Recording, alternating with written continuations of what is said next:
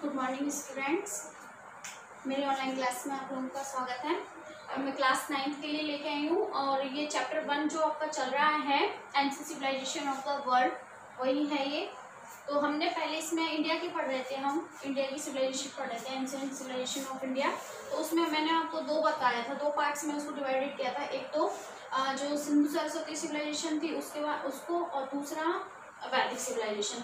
तो सिंधु जो थी आपके इंडस सरस्वती सिविलाइजेशन, उसके बारे में हमने सब पढ़ लिया था, उसका इंट्रोडक्शन और उसका फीचर्स। अब हम यहाँ पढ़ेंगे जो हमारी दूसरी या सेकंड नंबर की वैदिक सिविलाइजेशन। ये जो वैदिक सिविलाइजेशन है, इसका नाम वैदिक इसलिए पड़ा है क्योंकि इस टाइम में किसकी रचना हुई थी? वेदों की क्रिएशन हुई थी, उसकी वजह से। ठीक है, अब मैं आपको बता देती हूँ जो ये सिविलाइजेशन है, इसका जो टाइम पीरियड है, जस्ट आफ्टर जो इंडस सरस्वती सिविलाइजेशन थी उसके जस्ट बाद ये डेवलप हुई थी, मतलब कि वो नष्ट हो गई थी उसके बाद। तो यानी कि इसका जो टाइम पीरियड है वो हम मानते हैं 1500 BC से 600 BC। फिर इसके बाद से महाजनपद पीरियड स्टार्ट हो गया था। तो इसका जो टाइम है वो मतलब ऐसा माना जाता, मतलब 1500 BC में ये मतलब डेवलप हुई थी और 600 BC तक ये चली थी। ठीक है, और ये flourish after the decline of, जैसे इंडस सरस्वती सिविलाइजेशन का जब डिक्लाइन हो गया था उसके बाद ये ही फ्लोरिश हुई थी, मतलब डेवलप हुई थी। ऐसा माना जाता है कि जो ये सिविलाइजेशन है इसके फाउंडर आर्यंस, उनको क्या कहा जाता है? आर्यंस। ठीक है, अब ऐसा मानता है कि आर्यंस आए कहाँ से, तो हो सकता है सेंट्रल, स्कॉलर्स का अलग अलग, सबने अपने अलग अलग मत दिए हैं। कुछ कहते हैं ये सेंट्रल एशिया से आए, कुछ कहते हैं ये कैस्पियन सी के आसपास से आए, लेकिन कुछ जो हमारे बाल गंगाधर तिलक हैं उन्होंने ये कहा है कि आर्टिक रीजन से आए थे ये। तो याद कर लेना, बाल गंगाधर तिलक, उन्होंने कहा है ये आर्टिक रीजन से आए थे। और कुछ स्कॉलर्स का मानना है कि ये इंडिया के ही थे।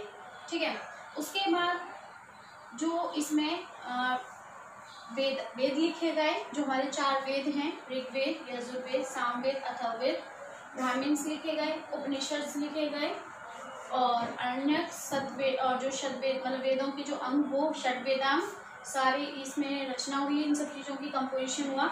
उसके अलावा इसी को, इन्हीं सारी चीज़ों को क्या माना जाता है? सोर्स ऑफ वैदिक। मतलब वैदिक सिविलाइजेशन के बारे में हमें जितनी भी ज़्यादा स्टडी हम मतलब करेंगे, जो भी हमें इनके बारे में नॉलेज मिलती है वो हमें कहाँ से मिलती है? सारी जो ये जितनी भी ये बुक्स हैं, मतलब कि जो ये एपिक्स हैं, इनसे ही हमें ये वैदिक सिविलाइजेशन के बारे में पता चलती है कि वो कब डेवलप हुआ, कैसे नष्ट हुआ, उसके बाद इनकी सोशल लाइफ कैसी थी, इनकी इकोनॉमिक्स लाइफ कैसी थी, पॉलिटिकल लाइफ कैसी थी, इनकी फूड ड्रेस एंटरटेनमेंट कैसा था, या जितनी भी इनके बारे में है वो हमें इन सब चीज़ों से ही, जो ये इनके जितने भी लिटरेचर है ये उसे पता चलती है हमें। ठीक है, अब हम इसके फीचर्स पढ़ेंगे। इंट्रोडक्शन तो हमने पढ़ ही लिया है, अब हम यहाँ फीचर्स पढ़ेंगे। तो फीचर्स में आप डिवाइड कर लेंगे, जैसे हमने इंडस सरस्वती सिविलाइजेशन के पढ़े थे ऐसे ही पढ़ेंगे। मैं आपको बता देती हूँ पॉइंट्स, तो एक एक करके पढ़ लेंगे हम। सबसे पहले हम पढ़ेंगे सोशल लाइफ। इन लोगों का जो सामाजिक जीवन था वो कैसा था? वैदिक सिविलाइजेशन में जो इन लोगों का सामाजिक जीवन था वो कैसा था?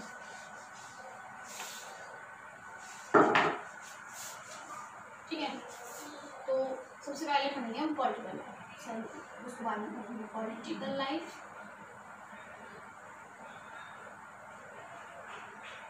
उसके बाद हम पढ़ेंगे, मैं लिख लेना फीचर्स, लिख देती हूँ, एडिट डाल देती हूँ ना फिर आपको।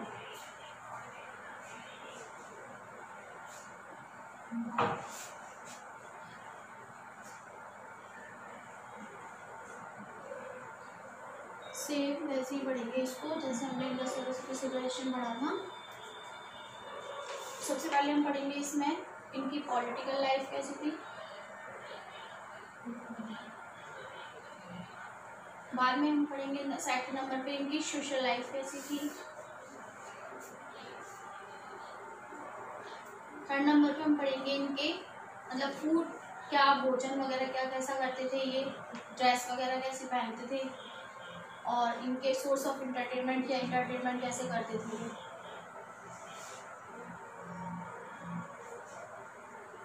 उसके अलावा 4th नंबर पे पढ़ेंगे हम इकोनॉमिक लाइफ, मतलब इन लोगों की जो सोर्स ऑफ इनकम था और मतलब जो लेन देन का सिस्टम था, मतलब कि ऑक्यूपेशन जो है बिजनेस वो कैसे था, ठीक है।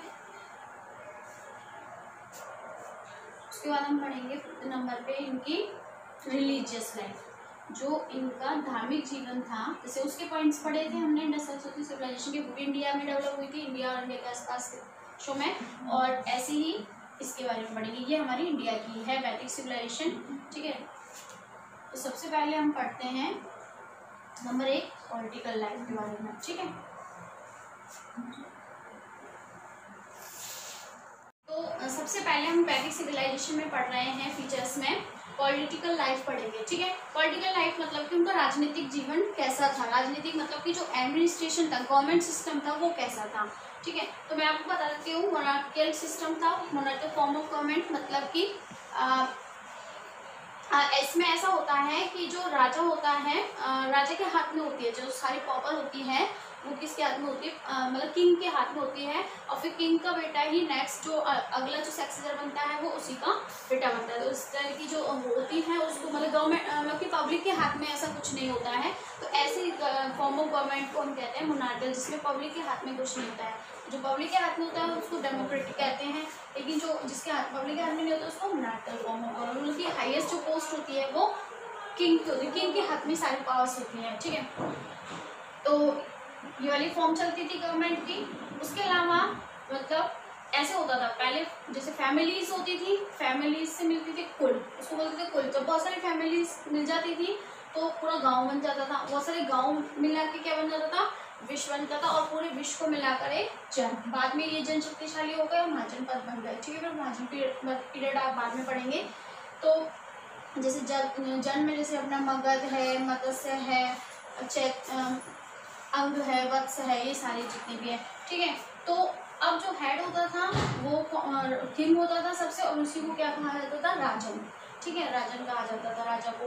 तो राजा को असिस्ट करने के लिए, राजा की हेल्प करने के लिए उसके राजनीतिक मतलब पॉलिटिकल काम वर्क में सभा होती थी, समितिस होती थी और काउंसिल्स होती थी, मतलब अलग अलग, जैसे कि गांव में, विश्व में, इनमें अलग अलग होती थी उनको राजा को हेल्प करने के लिए, ठीक है। वो राजा की मतलब कि जितना भी वो होता था प्रशासन में, मतलब एडमिनिस्ट्रेशन में राजा की हेल्प करती थी, ठीक है। तो इस तरीके से कुछ चीज़ें हैं, पॉइंट्स हैं जिससे हमें उनके वैदिक सिविलाइजेशन में पॉलिटिकल लाइफ के बारे में पता चलता है। अब हम पढ़ेंगे नेक्स्ट हमारा सोशल लाइफ, वो इम्पोर्टेंट है।